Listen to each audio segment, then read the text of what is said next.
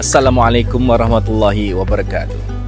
Alhamdulillah, segala puji bagi Allah kerana dengan limpah kurnianya dan izinnya jua dapatlah kita bersama-sama pada pagi yang penuh barakah ini di bawah program Agihan Bubur Lambuk 1446 Hijrah anjuran Kelab Guru dan Kaki Tangan FOS. Satu inisiatif yang penuh bermakna bertujuan bagi mengeratkan ukhuwah sesama warga sekolah dan pada masa yang sama beramal melalui sedekah. Khususnya dalam bulan Ramadan yang mulia ini, moga usaha kita diberkati insya-Allah. Saya Muhammad Zawawi bin Ghazali akan bersama-sama anda untuk liputan majlis pada hari ini. Terima kasih.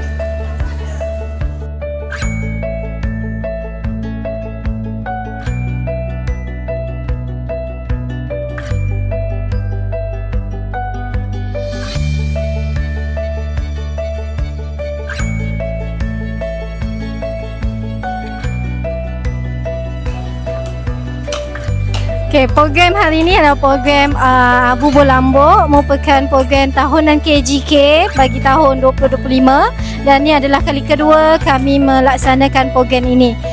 Dan objektif program Bubur Lambuk ini adalah meraihkan salah satu program sepanjang bulan Ramadan dan juga mengeratkan lagi silaturahim antara kami, rakan-rakan guru dan kaki tangan SMK Putrajaya Persil 51.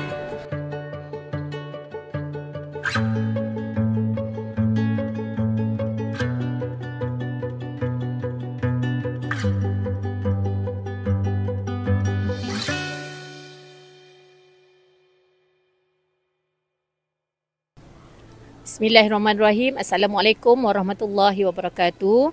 Alhamdulillah, hari ini Kelab Guru SMK Putrajaya Persil 51 menganjurkan satu program iaitu pelaksanaan bubur lambuk di kalangan warga sekolah.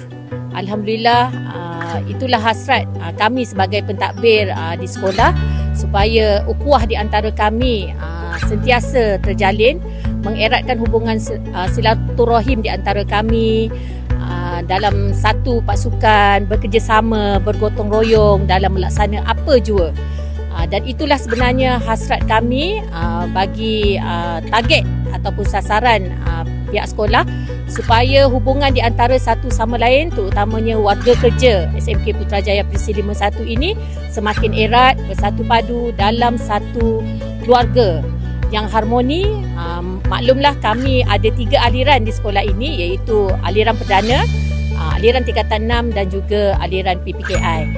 Justru itu besarlah harapan kami semua agar segala program yang Kelab Guru anjurkan akan dapat mengeratkan hubungan di antara satu sama lain supaya sepakat dan bersatu padu.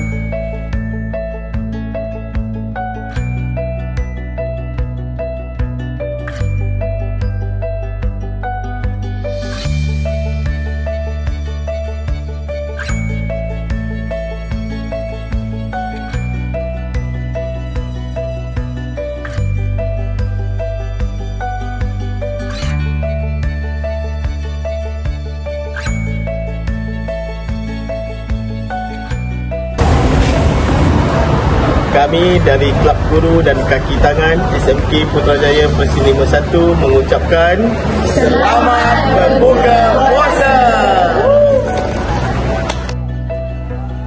Akhir kata, jutaan terima kasih diucapkan kepada semua yang terlibat secara langsung maupun tidak langsung dalam menjayakan program pada hari ini. Mudah-mudahan usaha kecil kita menjadi saham akhirat, insya-Allah. Sekian saja untuk kali ini. Selamat menjamu selera.